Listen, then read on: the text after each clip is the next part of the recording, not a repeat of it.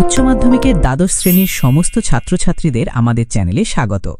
তোমরা যারা নতুন সিলেবাস অনুযায়ী সেমিস্টার 3 পরীক্ষা দিতে চলেছ, আজকের ভিডিওটি তোমাদের জন্য অত্যন্ত গুরুত্বপূর্ণ হতে চলেছে, কারণ আজ আমরা আলোচনা করব তোমাদের বাংলা ক বিষয়ের সম্পূর্ণ সিলেবাস, অফিসিয়াল নম্বর বিভাজন এবং প্রতিটি অধ্যায়ের মূল গুরুত্বপূর্ণ অংশগুলো নিয়ে। সবথেকে বড় কথা, এই নতুন প্যাটার্নের পরীক্ষায় ভালো ফল করার জন্য সম্পূর্ণ এমসিকিউ সাজেশনের একটি স্পেশাল প্রিমিয়াম পিডিএফ আমরা তৈরি করেছি, যা তোমাদের এই ক্লাসে আমি দেখাবো এবং প্রতিটি চ্যাপ্টার ধরে ধরে একটু করে বুঝিয়ে দেব। আর এই সম্পূর্ণ সাজেশনের হাই কোয়ালিটি পিডিএফ নোটস কিভাবে তোমরা সম্পূর্ণ বিনামূল্যে ডাউনলোড করতে পারবে, তাও ভিডিওর মাঝেই তোমাদের বলে দেব। মূল আলোচনায় যাওয়ার আগে একটা ভীষণ গুরুত্বপূর্ণ আপডেট দিয়ে রাখি। আমাদের এই ক্লাসের সমস্ত অধ্যায়ের বিস্তারিত নোটস, সাজেস্টিভ এমসিকিউ এবং পরীক্ষার লাস্ট মিনিট টিপস সরাসরি নিজের ফোনে পিডিএফ আকারে পাওয়ার জন্য এক্ষুনি আমাদের ডিসক্রিপশন বক্স এবং প্রথম কমেন্টে দেওয়া লিঙ্ক থেকে আমাদের অফিসিয়াল হোয়াটসঅ্যাপ গ্রুপে যুক্ত হয়ে যাও। ওখানে আমরা নিয়মিত সমস্ত স্টাডি মেটেরিয়ালের ফ্রি পিডিএফ শেয়ার করে থাকি, তাই ভিডিওটি লাইক করে এক্ষুনি তোমরা গ্রুপে জয়েন করে নাও। আমাদের প্রথম অধ্যায় হল বিখ্যাত কথাসাহিত্যিক প্রভাত কুমার মুখোপাধ্যায়ের লেখা আদরিণী গল্প। তোমাদের এই সেমিস্টারে গল্প অংশ থেকে মোট 8 নম্বর থাকবে।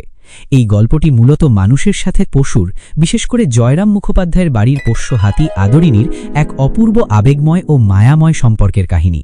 মানুষের সুখ দুঃখ, পারিবারিক অহংকার আর তার মাঝে এক নির্বাক প্রাণীর নিঃস্বার্থ ভালোবাসা কিভাবে গল্পটিকে এক করুণ ও হৃদয়স্পর্শী পরিণতিতে নিয়ে গেছে, তা এখানে ফুটিয়ে তোলা হয়েছে।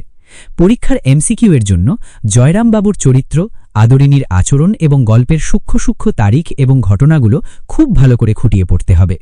আমাদের তৈরি করা পিডিএফে আমরা এমন সব গুরুত্বপূর্ণ এমসিকিউ রেখেছি যার বাইরে পরীক্ষায় আর কিছুই আসবে না। এরপর কবিতায় আমাদের 2টি টেক্সট রয়েছে এবং এখান থেকে মোট 7 নম্বরের প্রশ্ন আসবে। প্রথমটি হল কবি শ্রীজাতের লেখা অন্ধকার লেখাদুচ্ছ 14, যা একটি আধুনিক মনস্তাত্ত্বিক ও চেতনা প্রবাহের কবিতা, যেখানে জীবনের একাকিত্ব এবং আত্মদর্শনের কথা বলা হয়েছে। আর দ্বিতীয় কবিতাটি হল নবনীতা দেবসেনের দিগ্বিজয়ের রূপকথা, যেখানে রূপকের আড়ালে ইতিহাস, সমাজ ব্যবস্থা এবং মানুষের ক্ষমতার লোভ ও তার অসারতাকে তীব্র ব্যঙ্গের সাথে তুলে ধরা হয়েছে। কবিতা থেকে লাইন তুলে প্রশ্ন আসার সম্ভাবনা সবচেয়ে বেশি থাকে, তাই কোন শব্দের কি অর্থ এবং কবি কিসের রূপক ব্যবহার করেছেন তা আমাদের পিডিএফ নোটে খুব সুন্দরভাবে চার্ট করে বুঝিয়ে দেওয়া হয়েছে। এরপর রয়েছে প্রবন্ধ অংশ, যেখানে তোমাদের রয়েছে স্বামী বিবেকানন্দের কালজয়ী রচনা বাংলা ভাষা। এখান থেকে পরীক্ষায় 5 নম্বর থাকবে। স্বামীজি এখানে বাংলা ভাষার রূপ কেমন হওয়া উচিত, অর্থাৎ চলতি ভাষা নাকি সাধু ভাষা, তা নিয়ে গভীর আলোচনা করেছেন। তিনি স্পষ্ট বলেছেন যে ভাষা মানুষের মনের ভাব প্রকাশের মাধ্যম, তাই তা সহজ, সরল এবং সাধারণ মানুষের মুখের ভাষার কাছাকাছি হওয়া উচিত। কৃত্রিম আভিজাত্যের চেয়ে ভাষার সাবলীলতাই আসল। স্বামীজির বিভিন্ন উক্তি, ভাষা সম্পর্কে তার মতামত এবং দেশি বিদেশি ভাষার মিশ্রণ নিয়ে তার যুক্তিগুলো থেকে এখানে এমসিকিউ আসবে। এগুলো মুখস্থ করার কোনো দরকার নেই, আমাদের তৈরি করা স্পেশাল এমসিকিউ প্র্যাকটিস সেট সমাধান করলেই হবে।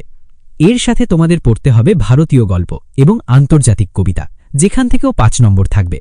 ভারতীয় গল্প হিসেবে তোমাদের আছে শঙ্কর রাও খারাটের লেখা পোতরাজ, যা অনুবাদ করেছেন সুনন্দন চক্রবর্তী।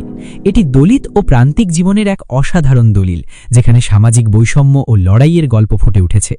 আর আন্তর্জাতিক কবিতা হিসেবে রয়েছে বিশ্ববিখ্যাত কবি পাবলো নেরুদার তার সঙ্গে, যা বাংলায় অনুবাদ করেছেন আমাদের প্রিয় কবি শক্তি চট্টোপাধ্যায়।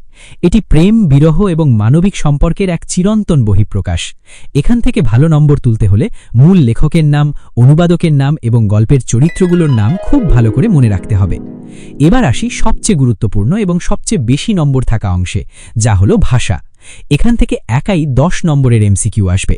এখানে 3টি উপ অধ্যায় আছে: ভাষাবিজ্ঞান ও তার শাখা প্রশাখা, ধ্বনিতত্ত্ব এবং শব্দার্থ তত্ত্ব। অনেকেই এই অংশটাকে খুব কঠিন মনে করো, কিন্তু বিশ্বাস করো, বুঝে পড়লে এখান থেকে 10-এ 10 পাওয়া সম্ভব। তুলনামূলক ভাষাবিজ্ঞান, সমাজ ভাষাবিজ্ঞান, ধ্বনিমূল, সহধ্বনি এবং শব্দার্থের পরিবর্তন, এই বিষয়গুলো অত্যন্ত বিজ্ঞানসম্মত। আমাদের পিডিএফে এই জটিল সংজ্ঞাগুলোকে খুব সহজ উদাহরণ দিয়ে ছক আকারে সাজিয়ে দেওয়া হয়েছে, যা একবার চোখ বোলালেই যে কোনো কঠিন এমসিকিউ এর উত্তর তোমরা সেকেন্ডের মধ্যে দিয়ে দিতে পারবে। আমাদের শেষ অংশ হল বাংলা শিল্প, সাহিত্য ও সংস্কৃতির ইতিহাস, যেখান থেকে 5 নম্বর থাকবে। এর মধ্যে 3টি টপিক তোমাদের পড়তে হবে: বাংলা গানের ইতিহাস, যেখানে রজনীকান্ত, দ্বিজেন্দ্রলাল, অতুল প্রসাদ, নজরুল ও রবীন্দ্রনাথের সংক্ষিপ্ত রূপরেখা রয়েছে। দ্বিতীয়টি হল বাঙালির বিজ্ঞান চর্চার সংক্ষিপ্ত পরিচিতি, যেখানে কাদম্বিনী গঙ্গোপাধ্যায়, প্রফুল্লচন্দ্র রায়, জগদীশচন্দ্র বসুর মতো মনীষীদের অবদান রয়েছে। আর শেষটি হল বাঙালির ক্রীড়া সংস্কৃতির সংক্ষিপ্ত পরিচিতি, যার মধ্যে ফুটবল, ক্রিকেট ও সার্কাসের ইতিহাস রয়েছে। এখান থেকে মূলত ঐতিহাসিক তথ্য, সাল, প্রথম বাঙালি বিজ্ঞানী বা প্রথম ফুটবল ক্লাবের নাম, এই জাতীয় তথ্যভিত্তিক প্রশ্ন আসে।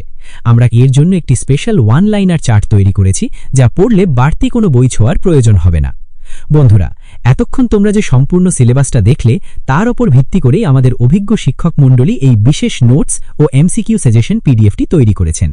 আমাদের এই নোটসগুলির গুণমান কেন অনন্য এবং কেন এটি পড়লে তোমরা 100% সফল হবে তা একটু বলে দিই। আমাদের এই মেটেরিয়ালটি সম্পূর্ণ নির্ভুল এবং নতুন সেমিস্টার সিস্টেমের কোয়েশ্চেন প্যাটার্ন মাথায় রেখে তৈরি করা হয়েছে, একদম টু দ্য পয়েন্ট এবং সহজ ভাষায় লেখা, যাতে কোনো বাড়তি অপ্রাসঙ্গিক বড় প্যারাগ্রাফ নেই এবং যা পড়লে সরাসরি তোমাদের মাথায় গেঁথে যাবে। এছাড়া বিগত বছরের ট্রেন্ড এবং নতুন বোর্ডের গাইডলাইন মেনে মোস্ট এক্সপেক্টেড প্রশ্নাবলী নিয়ে এই এমসিকিউ ব্যাংকটি তৈরি। আর পরীক্ষার আগের রাতে মাত্র 30 মিনিটে পুরো সিলেবাস রিভিশন করার জন্য এতে বিশেষ গ্রাফিক্যাল ছক দেওয়া আছে। তাহলে আর একদম দেরি করো না, এই অসাধারণ কোয়ালিটির পিডিএফটি সম্পূর্ণ ফ্রিতে পাওয়ার জন্য এক্ষুনি নিচে দেওয়া লিঙ্ক থেকে আমাদের হোয়াটসঅ্যাপ গ্রুপে যুক্ত হয়ে যাও। গ্রুপে মেম্বার সংখ্যা পূর্ণ হওয়ার আগেই দ্রুত জয়েন করো এবং নিজের বন্ধুদের সাথেও ভিডিওটি শেয়ার করে দাও। ভিডিওটি ভালো লাগলে অবশ্যই লাইক, শেয়ার এবং সাবস্ক্রাইব করতে ভুলো না। দেখা হচ্ছে পরবর্তী ক্লাসে কোনো একটি অধ্যায়ের বিস্তারিত আলোচনা নিয়ে। ধন্যবাদ।